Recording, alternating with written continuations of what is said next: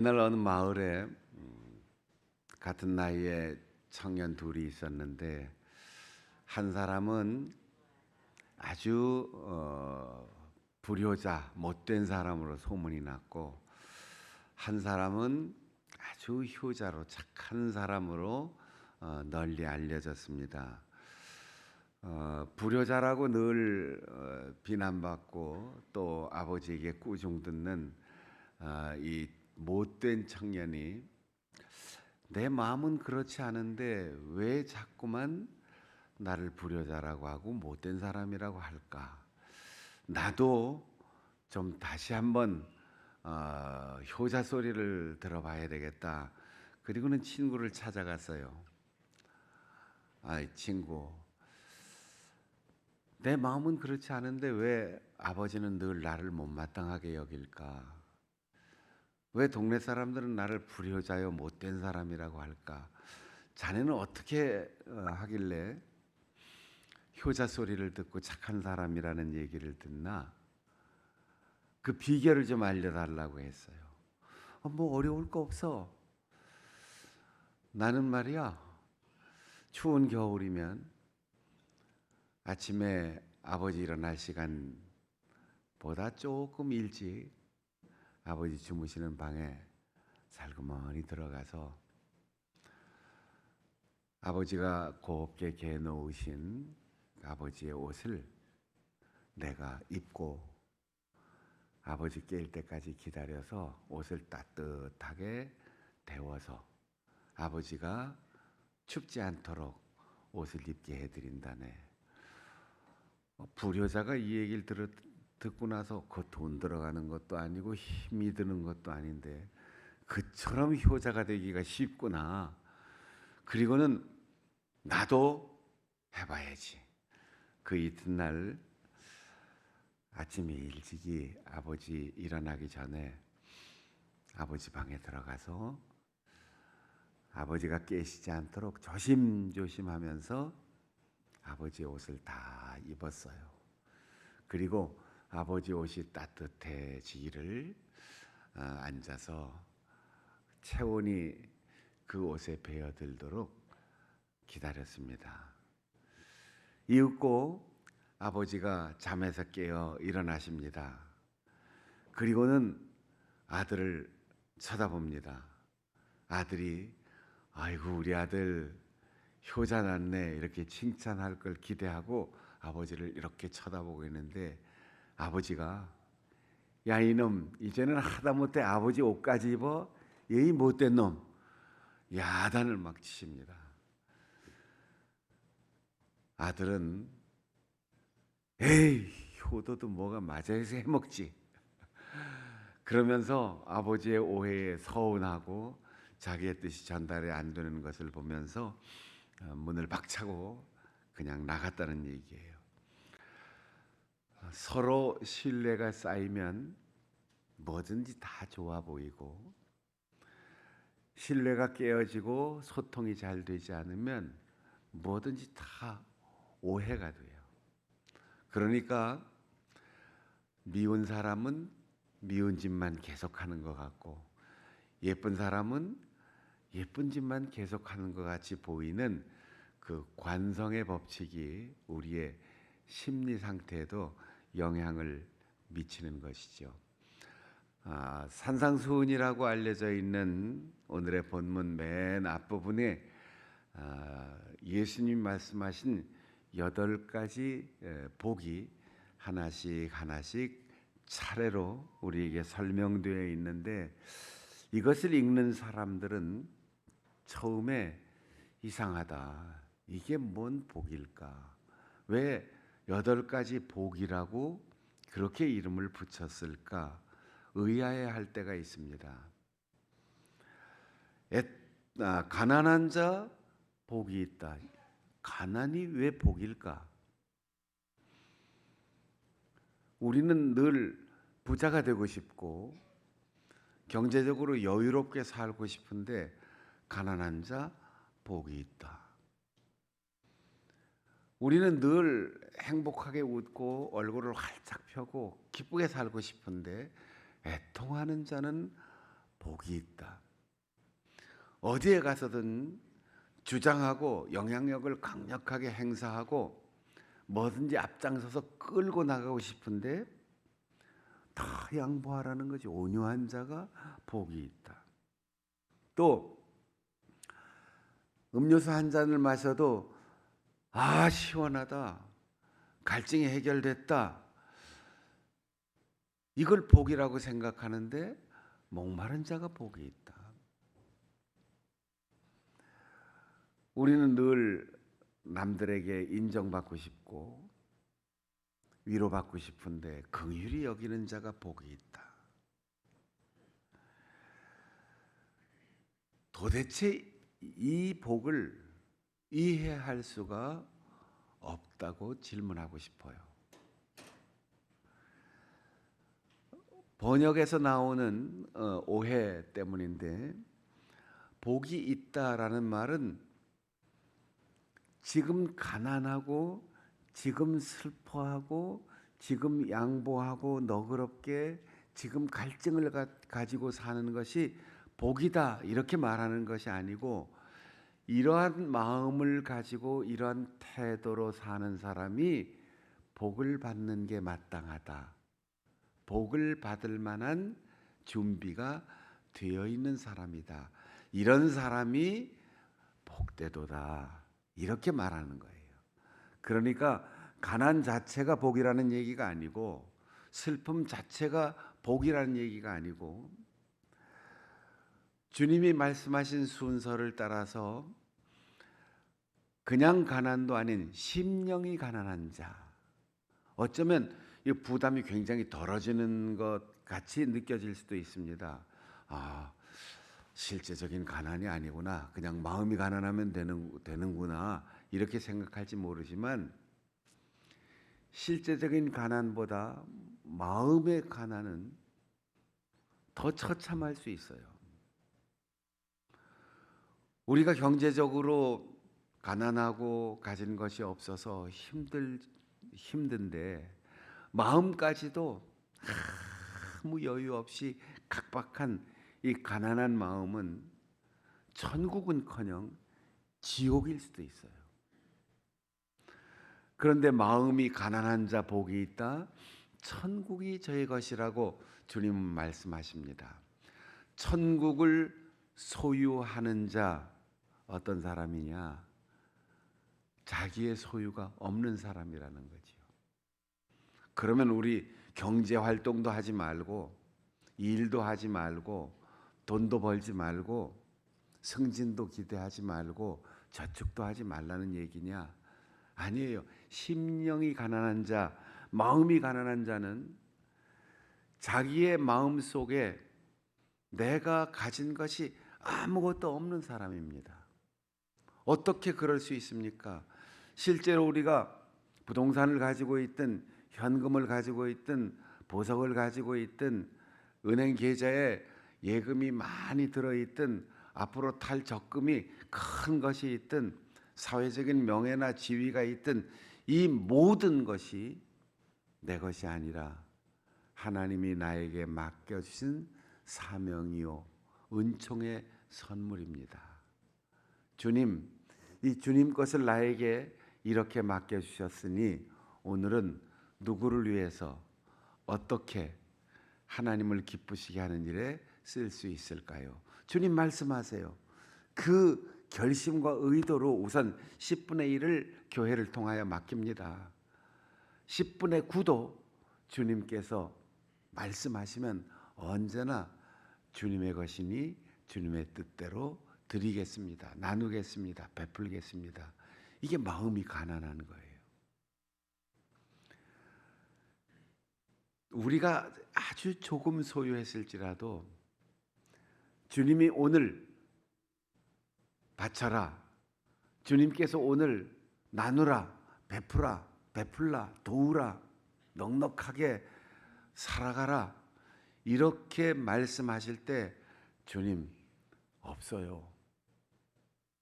지금 낯설 것도 부족해요. 지금 우리 형편이 참 힘듭니다. 이렇게 마음 먹고 있는 사람은 부자예요. 자기 소유가 있기 때문이죠. 그러나 이건 내 것이 아닙니다. 하나님의 것입니다. 청지기의 사명을 가지고 세상에서 자기의 것 없이 하나님의 것을 맡아 관리하는 사람, 이 사람 마음이 가난한 사람, 그 사람에게 그 사람을 위하여 그 깨끗하게 하나님께 소유권을 이전하고 주님께서 맡겨주신 것을 바르게 사용하는 주인의 뜻대로 쓰면서 살아가는 사람을 위하여 천국의 문이 열려 있다는 것입니다. 애통하는 자가 복이 있다, 위로를 받을 것이다. 나는 부족한 것이 없고, 나는 괴로운 일도 없고, 난 가진 것도 많고 누리는 것도 많은데 언제나 자만심으로 어깨를 으쓱하면서 목에 힘을 주고 살아가는 사람, 자기가 슬플 때 위로받지 못해요. 전쟁이 일어나고 질병이 확산되고 이유 없이 사람들이 목숨을 잃고 가난과 굶주림, 추위에 고통당하는 사람이 있어도 이제는 화면으로 직접 그 영상을 볼 수 있는 시대에 살면서도 다양한 정보를 실시간으로 입수할 수 있는 이 빠른 속도의 시대를 살면서도 누가 죽었대, 누가 아프대, 누가 어려운 일을 당했대 얘기를 들어도 아무런 슬픔이나 공감이 일어나지 않는 사람, 자기가 막상 그런 고통을 당할 때 아무도 위로해 줄 사람이 없다는 거예요. 여러분 언제 울어보셨습니까? 언제 마음 아파서 가슴 찢어지는 고통을 겪어보셨습니까? 언제 입장을 바꿔놓고 생각하면서 나는 편안한데 저 사람 얼마나 힘들까? 그렇게 생각하면서 손 한 번 잡아주고 등 한 번 두드려주고 말 한마디 그리고 온화한 표정으로 위로해줘 본 적이 있습니까? 내가 슬픈 일을 당해서가 아니라 슬픈 일을 공감할 수 있고 고통을 함께 느낄 수 있고 어려운 일에 관심을 가질 수 있는 이 슬퍼하는 마음을 가진 사람, 자기가 슬퍼할 때, 자기가 고통스러울 때, 자기가 막상 그 사람과 같은 처지를 당했을 때 위로를 받을 수 있고 주변 사람들이 그 고통을 같이 나눌 수 있고 무엇보다도 우리를 위하여 십자가에서 죽으신 주님께서 그 고통을 대신 담당해 주시고 위로해 주시는 복을 받을 자격이 있다는 겁니다. 온유한 자에게 땅을 차지할 권한을 주신다고 했어요. 한 평이라도 더, 하나라도 더, 한 건이라도 더 내 것을 삼으려고 하고 반드시 이기려고 하고 자기 주장을 관철시키려고 하고 다른 사람 위에 서려고 하는 그런 마음을 가져야만 살아갈 수 있는 경쟁 사회입니다. 이제는 친구가 아니고 동기가 아니고 동창이 아니고 동급생이 아니고 딛고 올라서야 할 경쟁의 대상, 전쟁부터 시작하는 시대를 우리가 살고 있습니다.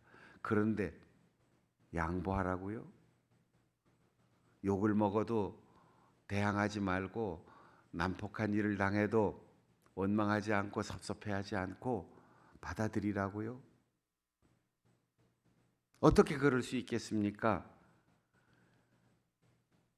우리에게 하나님의 땅, 그것이 실제로 우리가 살아가는 집이든 땅이든 재산이든 우리의 영향력이든 우리의 권력이든 우리가 갖는 어떠한 위치든 양보하고 도와주고 베풀어주고 참고 그리고 자기 스스로 부드럽게 사람을 대하는 이에게 하나님은 세상의 땅도 그리고 사람과의 관계의 땅도 그리고 영원한 새 하늘과 새 땅도 받을 수 있는 자격을 주신다는 거예요.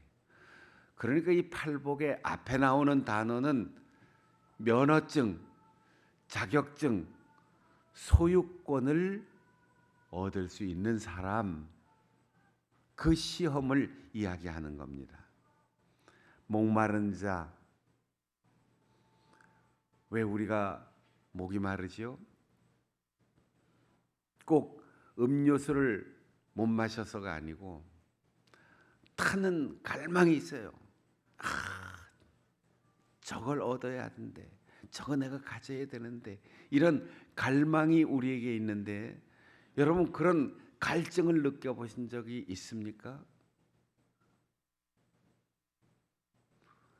이웃교회에 부흥회 한다는데 쌀을 짊어지고 거기 가서 예배당 바닥에서 잠자가면서 일주일 내내 집회를 참석하던 은혜의 시대가 있었는데, 그렇게 갈망하던 시대가 있었는데 우리 교회 예배 참석도 안 하고 우리 교회 집회도 참석도 안 하고 영혼의 갈증이 없으니까 난 부족한 게 없어. 그런 사람에게 시원한 생수가 터지는 역사가 있을 수 없어요. 주님, 오늘 이 주일 기회를 놓치지 않게 하시고, 추위가 나를, 더위가 나를, 비바람이 나를, 눈보라가 나를 막지 못합니다. 난 이 영혼의 갈증을 채우기 위해서, 생수를 마시기 위해서 갑니다. 이런 갈증이 있는 사람이 예배에서, 집회에서 은혜를 받고 성경을 펼칠 때 거기에서 말씀이 들려오고 거기에서 예수 그리스도의 십자가의 피가 흐르는 놀라운 은혜를 경험하게 되는 거죠. 긍휼히 여기는 자 복이 있다. 내가 불쌍한데 어떻게 남이 불쌍한 거에 신경 씁니까? 내가 누군가를 불쌍히 여기고 내가 누군가의 고통에 동참하여 내 것을 깎아서 나눠줄 수 있는 사람, 하나님은 그 사람을 불쌍히 여긴다는 거지요. 나는 아무것도 없습니다. 나는 마음의 여유도 없습니다. 내가 불쌍하지요. 세상에 나보다 더 출세하고 잘 사는 사람들이 너무나 많아요. 이 세상이 좀 뒤집어졌으면 좋겠어요. 이런 마음을 가지고 있는 사람은 하나님께서 그냥 놔두십니다. 여러분, 입장을 바꿔놓고 생각해 보신 적이 얼마나 됩니까? 지금 내가 우위에 있다고, 지금 내가 더 경험이 많다고, 지금 내가 더 세상적으로 윗사람이라고 아랫사람들을 업수히 여기고, 직장에서 요즘 유행하는 말로 갑질이라고 하는 그런 행태를 보이며 살아가는 사람, 주님이 불쌍히 여겨주시지 않습니다. 긍휼은 긍휼을 낳습니다. 위로는 위로를 낳습니다. 사랑은 사랑을 가져옵니다. 끌어당김의 법칙이라는 유명한 책이 있는데, 같은 것끼리 서로 끌어당기는 인력이 있다는 거예요. 이건 물리적인 힘이 아니고 심리적이고 영적인 신비한 힘이에요. 착한 마음을 가진 사람은 착한 사람을 끌어당기고, 악한 마음을 가지면 악한 것을 끌어당기고, 내 속에 불필요한 허영심이 가득 차 있으면 껍데기뿐인 것이 딸려온다는 거예요. 그런데 내 속에 진실과 성실과 아름다운 선한 마음을 가득 채우고 있으면 그런 사람, 그런 환경, 그런 일들이 나에게 끌어당겨서 오게 되어 있다는 거죠. 긍휼이 여김 그 복을 가져온다는 거예요.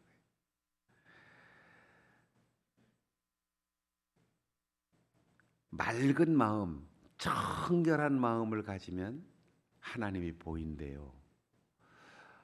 하나님, 이 복잡하고 어려운 세상에서 하나님 어디 계십니까? 좀 보여주세요.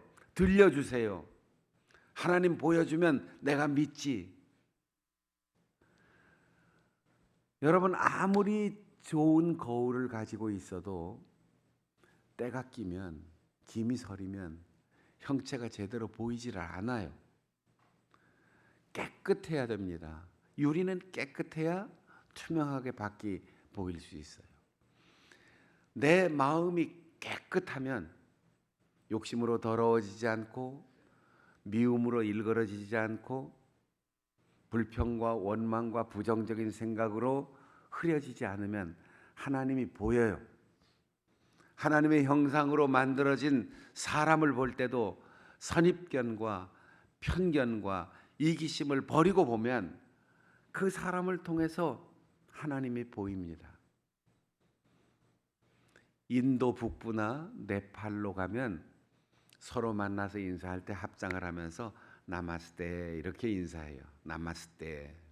나마스테라는 인사말은 당신 속에 자리 잡고 있는 신을 봅니다. 신께 인사합니다. 이런 뜻이에요. 사람을 하나님처럼 귀중히 여기고 본다는 거지요. 우리도 그런 마음을 가지고 상대방을 귀중히 여기면 우리의 마음이 깨끗해지는 거지요. 저 사람은 어떻다라는 내 입장에서의 이기적인 아집과 편견을 가지면 사람이 사람으로 보이지 않아요. 특별히 운전할 때 사람을 잘 못 봅니다.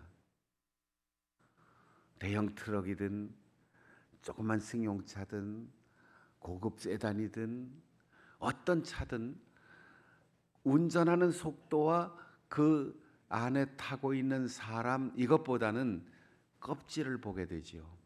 그러니까 그 안에 우리 교회 장로님이 운전을 하는지, 우리 교회 권사님이 운전을 하는지, 우리 교회 청년이 운전하는지, 목사님이 있는지도 몰라요. 어쭈?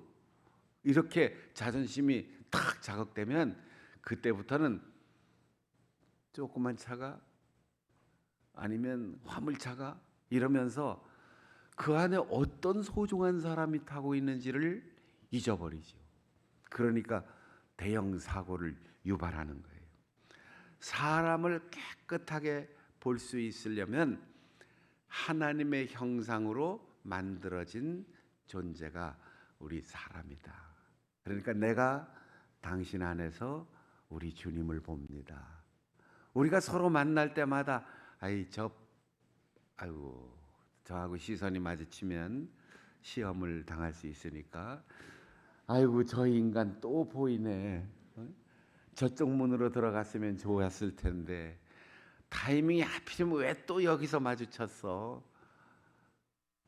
그러지 않고 난 저분만 보면 참 기분이 좋아. 주는 거 없이 받는 거 없이 참 이뻐. 정말 믿음직해. 정말 사랑스러워. 만나서 한마디 주고받으면 정말 좋아.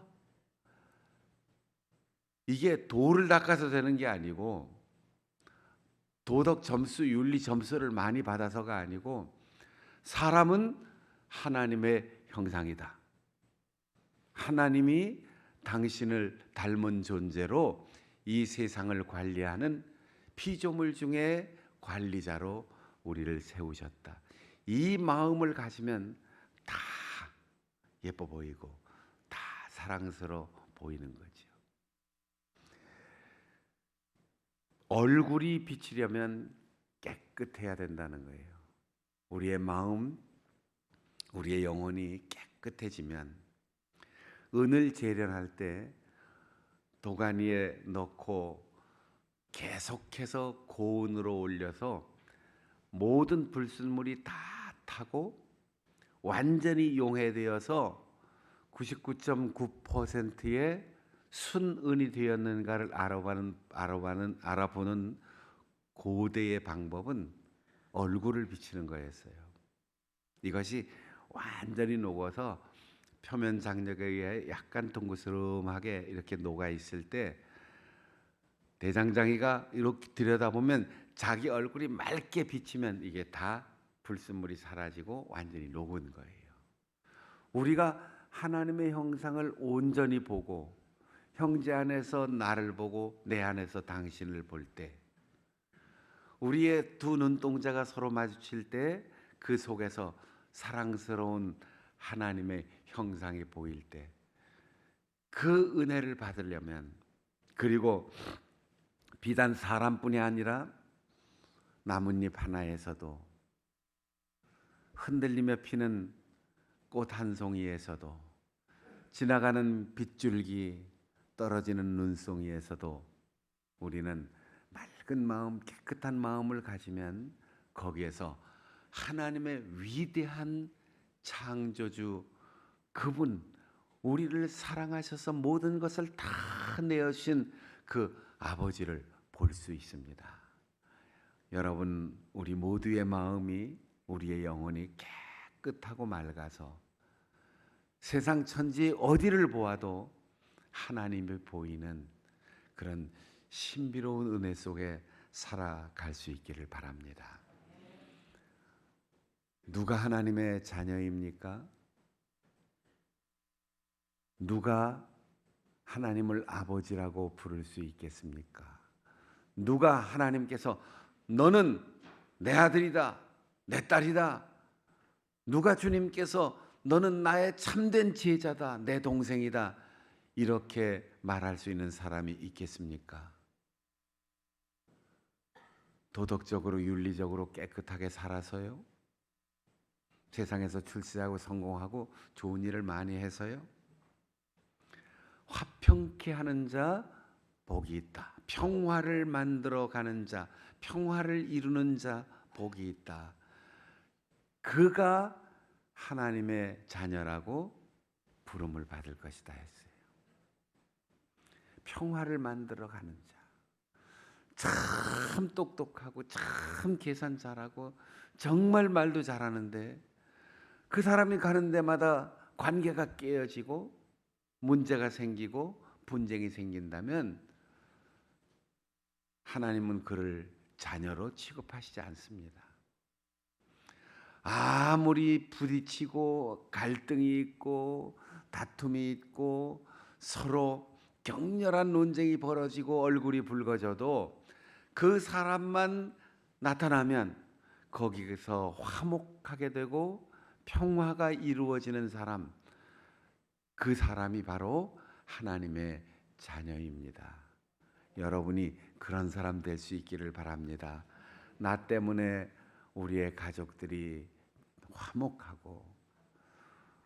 화목한 우리의 가정 때문에 우리의 교회가 건강하고, 교회가 숫자가 많다고 영향력이 있는 사람들이 많다고 힘을 자랑하기보다 교회가 있는 마을이 평화롭고 교인들이 있는 직장이 갈등이 사라지고 서로 내 집처럼 평화로운 관계가 이루어지는 곳, 거기가 하나님의 나라예요.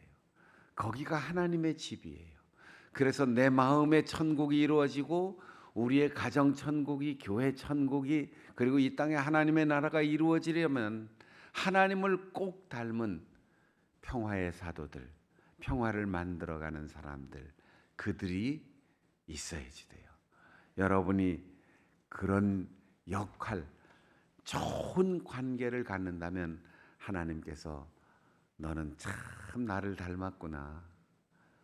주님께서는 내가 너를 위하여 십자가에서 그렇게 목숨을 내어 주었는데 너는 내 뒤를 잘 따라오고 있구나. 그렇게 말씀하셔서 하나님의 가족인 것을 인정받게 될 것입니다.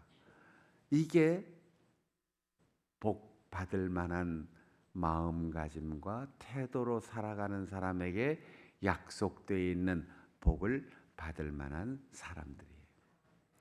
그리고 여기에 부록이 달려 있습니다. 팔복 위에, 이건 구복이라고 할 수는 없는데 복이 있나니 이 말이 따라오지 않고 복을 약속한 것이 아니고 지금 현재 우리의 삶 속에 너희가 내 이름 때문에 나 때문에 예수 믿고 사역하고 사명을 감당하고 헌신하고 희생하고 복음을 전하는 일 때문에 박해를 받고 그것 때문에 고난을 겪는다면 기뻐하고 즐거워하라. 여러분, 행복이 뭡니까? 기뻐하는 일. 즐겁고, 이 즐겁다는 말은 껑충껑충 뛴다는 말이에요. 얼마나 좋으면. 그런데 뭐가 좋아요? 박해를 받는데, 지금 억울하게 쇠고랑 차고 감옥에 갇혀 있는데, 억울하게 여론의 문매를 맞고, 억울하게 사람들에게 욕을 먹고, 억울하게 서운한 일을 당하고 속이 상해서 죽겠는데 기뻐 뛰라는 거예요. 왜? 하늘에서 너희 상급이 크니라. 박해를 받았기 때문에 상을 받는 게 아닙니다. 고난을 받기 때문에 상을 받는 게 아닙니다. 하늘의 상급은 이미 우리를 위하여 어마어마한 것이 준비되어 있어요. 그러니까 우리가 그 나라 갈 때까지 살아가는 동안 별별 박해, 별별 고난, 수없이 많은 아픔이 있다 할지라도 받을 상급을 생각하면 가시밭길이라도 춤추며 간다는 거예요. 눈보라 비바람도 뛰어간다는 거예요. 웃으며 간다는 거죠. 상급을 기대하기 때문이 아니고 상급은 이미 있기 때문에 우리를 불편하게 하고 우리를 섭섭하게 하고 우리를 우울하게 할 모든 것들이 아주 우습게 된다는 거죠. 여러분, 너무도 큰 하나님의 나라의 상급이 이미 우리에게 약속되어 있고 기다리고 있으니 살아가는 동안 별것 아닌 일 서운해하지 말고 별것 아닌 조그만 아픔 때문에 낙심하지 말고 하나님의 존재를 의심하지 말고 매일매일 청결한 마음으로 하나님의 얼굴을 보고 그분의 위로를 얻고 그리고 이 팔복의 자격증을 다 얻고 특별한 부록, 이 세상에 기뻐 뛰며 달려갈 수 있는 특별한 은총도 받을 수 있는 여러분들이 될 수 있기를 바랍니다. 왜 우리에게 마지막으로 고난이 기쁨이고 박해가 즐거움이라고 말씀하실까요? 고난을 통해서 내가 하나님을 정말 사랑하는지 진정성을 하나님 앞에 보여드릴 수 있는 기회이기 때문입니다. 고난을 통하여 나를 도우시고 사랑하시고 한눈 팔지 않으시고 한순간도 놓치지 않고 나를 살피시는 하나님을 체험할 수 있는 기회이기 때문입니다. 그리고 오만하고 욕심에 이끌려 마귀에게 시험받아 흔들리는 내 마음이 그리스도의 성품을 닮아갈 수 있도록 성숙할 수 있는 기회이기 때문입니다. 그래서 고난 속에서도 박해를 당하면서도 억울하고 서운하고 눈물 나는 사연들이 깔려있는 이 세상을 살면서도 우리는 기뻐 뛰며 주를 보겠네 이렇게 찬송하는 것입니다.